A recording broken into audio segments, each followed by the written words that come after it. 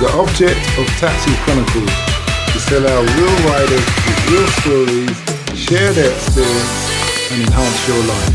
So sit back and enjoy the journey. Morning. Yes, we're back with another episode, another rider. Today we have an honourable lady all the way from Bulgaria, and she's mastered the craft of filming in camera person, I have to be corrected, work, and she's going to tell us why she got into the industry, how she got into it, what motivates her, and just generally what life is like. So nice to have you here today. Hi. Okay, Yeah. Do you want to introduce yourself? Well, briefly, I'm Gergana, everyone calls me G, and I'm a cinematographer, so I do camera work. What made you get and choose the cinema photography work? Because I love visuals. I've been taking pictures since I was 4, and everything's always been images for me. And I'm not so interested in like the rest of the world as I am as the visual side of things, like sound and everything else is secondary to me. So you're just taking photos then? I used to, yeah. I was taking photos all the time, everywhere, always having a camera on me. And then it just evolved to like studies and work.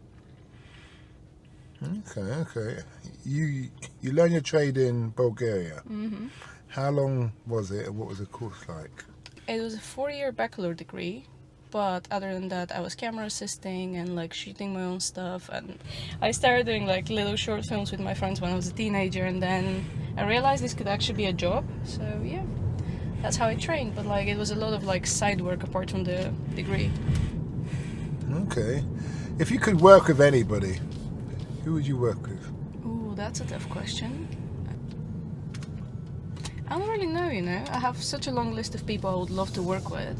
And it also depends on like what sphere, whether it's like feature films or music videos. There's a lot of people I'm curious about working with. When you speak about taking photos, explain to us how that works, because I'm thinking if it's a film, you're just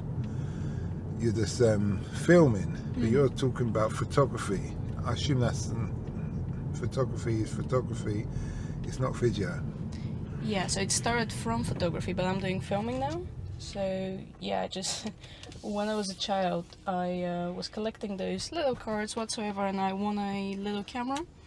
So basically I had my first camera when I was like 4 or 5, and I was taking pictures the whole time, and that evolved into me buying a professional camera and doing all of this. And then one day I started thinking about it. I was like, okay, cool, so filming can't be that much different from photography. Obviously it's different, and that's why I started learning it, because it requires a little bit more technical skills in certain areas, and like moving the camera is obviously different, and like recording the longer takes. But photography was the core of it for me, like framing, lighting, all of this. It's quite similar between the two. Okay. What have you learnt about the industry that you wish you knew when you started? That I need a thicker skin, and I wish I learned that no doesn't necessarily mean rejection early on. Why do you need a thicker skin? Because it's a very competitive field. Like everyone dreams about being a filmmaker at one point, especially if they've been into like visuals or storytelling or films or whatsoever. And yeah, you have to be more persistent sometimes. You moved from Bulgaria to London. Mm-hmm. Why? And how was the experience of the move? Had you been to London before? Yeah, I've been to London many times before. Okay. And for the year before I moved here, I was visiting quite a bit. But overall, I decided to move here with like 2 weeks notice. I didn't think about it too much, and I came here for 6 months just to see if I would like it. And I've been here ever since. And yeah, I moved here because of work, because like the scene here is bigger, and like there's way more opportunities for females behind the camera than there are in Bulgaria, unfortunately. Okay. If you could change the industry, or improve it, I should say, how would you improve it and why? Good question, very good question. I've been thinking about this a lot, because I'm trying to be more active and be part of the union and all of that stuff, but overall I think we need better conditions, we need a little bit shorter hours and more humane treatment in general, especially on the bigger productions, because like sometimes we could work like 15-16 hours a day for weeks at a time, not see our friends, not seeing our family. So yeah, at the end of the day, so you sit down and you think about it and you're like, why is that worth it and why am I doing this? Hope that answers your question. You're doing it for the love of it?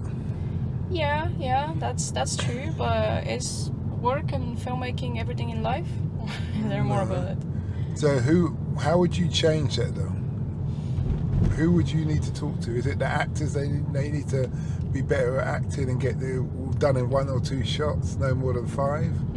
Is it the man with the magic pen that writes the checks, that wants his movie for a specific season or time of year? You have to be more realistic. What would you change? Yeah, I think it's the man with the pen, because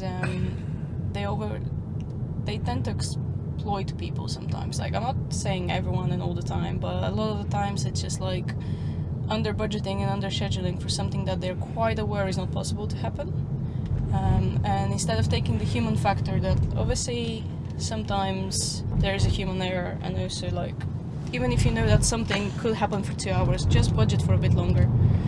Because if it happens earlier and you can let the crew go, just let them go. But why should you keep them for 5 hours overtime because you were aware this won't fit in your day? I suppose, yeah, from a cost point of view, he's probably looking at, if I give them more time, they'll make sure they use it. Yeah. So if I give them less, if they go over, they go over because they have to go over. And it's cheaper for them to have us, the crew, the humans, there for extra 5 hours and pay us overtime than to schedule a whole new day and rent everything else, like location, equipment, and so and so. I'm interested to hear about the tricks of the trade. I know we commonly see what I'm doing. I'm making a rectangle with my fingers. You see photographers and film guys do that. Yeah. Yes, beautiful, great. Yes, does that really work? Is it? What are your little skills that you use? Yeah, that does work sometimes. There is this device called the director's viewfinder where you can attach a lens to it. You don't have a camera, and you literally look through this so the director can visualize what the camera will see, because different lenses obviously do different things. And whenever I don't have something like that, and I know that the director kind of struggles with picturing what we're going to achieve with that, I always tend to give them a little camera, and they can like go and preview it, or I download the digital version of that on my phone. But yeah, the fingers work if you have nothing around there. But surely a director should have that. Yeah, but you'll be surprised. And also, like, in this day and age, there is a lot of people who are not necessarily directors. They're more like, they create social media content, or they're transitioning from something else, or like they're an artist that's creating a music video for themselves. So they don't always have the technical knowledge. So you do a wide range of stuff. Yeah, music. I do. Yeah. What do you prefer to do? I love doing narratives, like short films, so hopefully one day I'll end up in feature films again, and in the meantime I do almost everything that comes my way, just to get more experience, whether it's documentary, commercials, music videos, all sorts of stuff. Okay. How long is a short film? A short film is anything between, several seconds, and I think it's an hour or an hour and 15 minutes. So it's a very broad range, but average we're talking about 15 to 20 minutes. I see you've got a lot of equipment there. Is that all yours? You have to buy your own and come in as a contractor? You don't have to always buy your own. I have my own because it makes my life easier. But for a lot of the projects, I either hire additional stuff or like altogether the entire kit. So all that you've seen today is mine, and that's my basic camera equipment. And based on the project, I adapt that. And so you actually, as a photographer, film person, camera person, you have like membership with this company where you can hire things at any time. In a way, yeah. There are many rental companies around London, so based on the location where I'm going or like the exact kit I need, I hire from different places. But yeah, I stick to like maybe 3 rental companies. You spoke about working long hours. How do you deal with people who are very temperamental? That's an interesting one, because I come from a country where we have less of a filter. And I tend to hear that I'm very direct and too honest sometimes. So yeah, I don't know how I deal with them, It depends. Sometimes I let things go, but a lot of the times I just, try to find a middle ground and communicate the issue. But you also work long hours and you deal with a lot more people. Yeah, but I can kick him out. Fair point. Very easy. I've got many a vlog of recently where I've had to ask people to leave. Oh well, I'm sorry about that. Well, not many. I've only had 3 occasions where I've had to ask or tell people the trip's ended now. Yeah, that's 3 too many. Find another thing. It doesn't matter. I've done thousands of trips. Yeah. And stuff. At Taxi Chronicles, we believe in sharing a gift. You have just done that, and we appreciate that. Hopefully some young lady, whether from Bulgaria or somewhere around the world, will be inspired to be a camera person. What's the gift you would share with the world based on your life experience right now? I would say, that will sound very basic, but trust your gut and follow your passion and instinct, because, moving from Bulgaria to here is not the most difficult journey, but it's not the easiest either.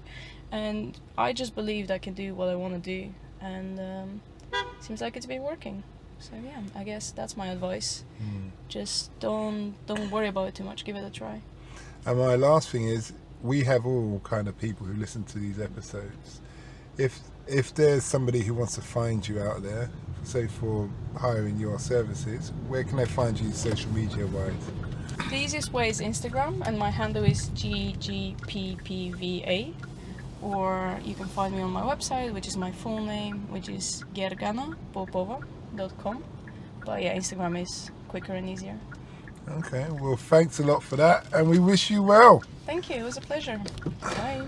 We hope that episode enhanced your life.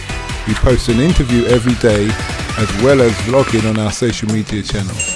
Don't forget to subscribe to get our latest episode.